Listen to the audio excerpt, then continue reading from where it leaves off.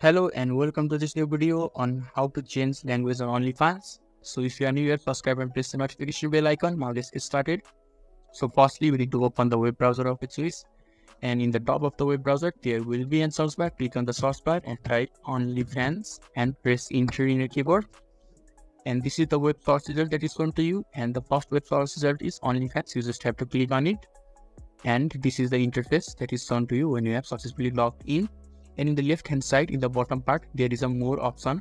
Just click on the more icon, and above logout in the left hand side, there is English. Just below the dark word, just click on the English, and here are the languages which you can choose.